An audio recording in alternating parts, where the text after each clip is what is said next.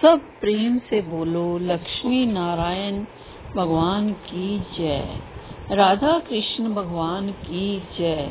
आज मैं आपको सुनाने जा रही हूँ भाद्रपद मास के श्राद्ध पक्ष की कथा, और इसको सुनाने का फल इसको संपूर्ण सुनने से ही आपको मिलेगा। तो आपसे निवेदन करती हूँ कि कथा को शुरू से लेकर अंत तक जरूर श्रवण कीजिएगा। कथाओं का पूरा फल हमें कथाओं को संपूर्ण सुनने से ही मिलता है।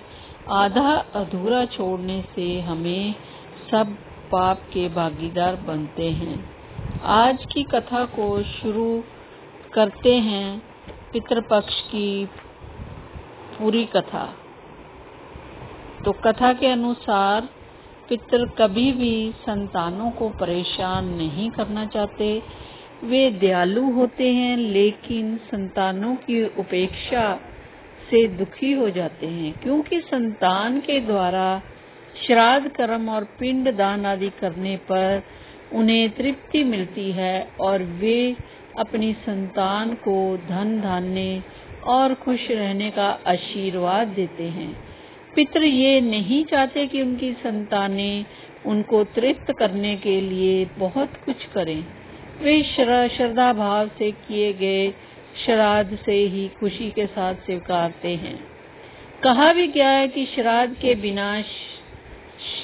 श्रद्धा के बिना श्राद्ध अधूरा होता है।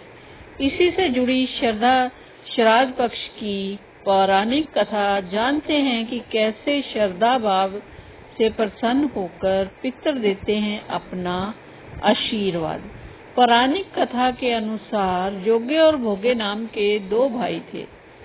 दोनों अलग अलग घरों में रहा करते थे। जोगे के पास धन की कोई कमी न थी, लेकिन भोगे निर्धन था। दोनों भाई एक दूसरे से बहुत प्रेम करते थे, लेकिन जोगे की पत्नी को धन का अभिमान था, तो वही भोगे की पत्नी सुशील और शांत स्वभाव की थी। जब पितृपक्ष आने पर जोगे की पत्नी ने उससे पितरों का श्राद्ध करने के लिए कहा, तो जोगे से व्यर्थ का कार्य समझकर टालने की कोशिश की, लेकिन जोगे की पत्नी केवल अपनी शान दिखाने के लिए श्राद्ध का कार्यक्रम रखना चाहती थी, ताकि वह अपने मायके पक्ष के लोगों को बुलाकर दावत कर सके। जोगे की पत्नी से उसने कहा कि मुझे कोई परेशानी ना हो, इसलिए आप ऐसा कर रहे हैं, लेकिन मैं सत्य कहती हूँ, मुझे इसमें कोई परेशानी नहीं है। मैं भोगे की पत्नी को बुला लूंगी और हम दोनों मिलकर सारा काम कर लेंगे। दूसरे दिन भोगे की पत्नी सुबह आकर सारा कार्य करवाने लगी। उसने अनेक पकवान बनाए, फिर सभी काम निपटाने के बाद अपने घर वापस आ गई, क्योंकि उसे भी पितरों का तर्पण करना था। जब पितृ भूमि पर उतरे, जब वे जोगे के यहाँ गए तो देखा कि उसके ससुराल पक्ष के सभी लोग भोजन करने में जुटे हुए हैं। वहाँ ये सब देखकर वे बहुत निराश हुए। उसके बाद जोगे भोगे के पितृ भोगे के यहाँ गए तो देखते हैं कि मात्र पितरों के नाम पर केवल अंगियारी दे दी गई है।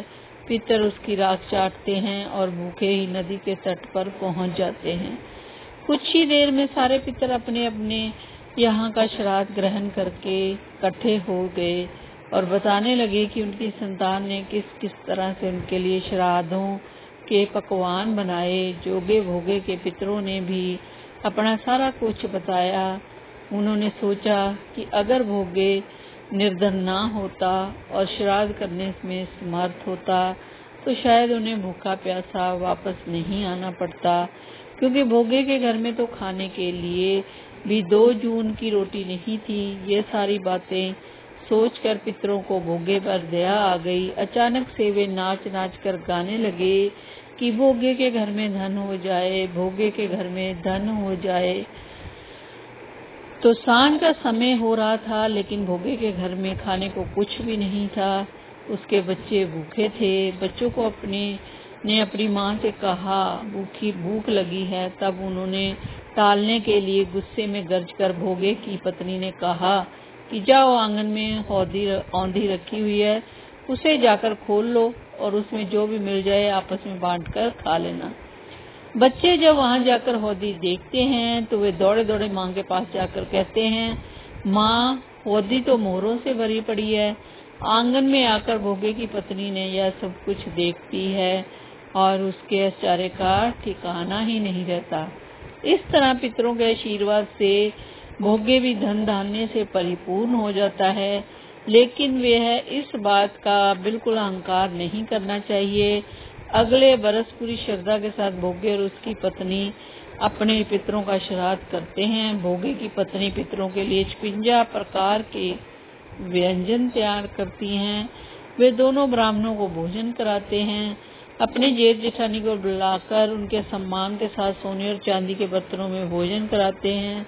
इससे उनके पितर बहुत ही प्रसन्न हुए। और ये थी पितरों की कथा, और इसको सुनने का फल अवश्य मिलता है। जरूर सुने पूरी कथा और पितरों का आशीर्वाद लें। राधे राधे।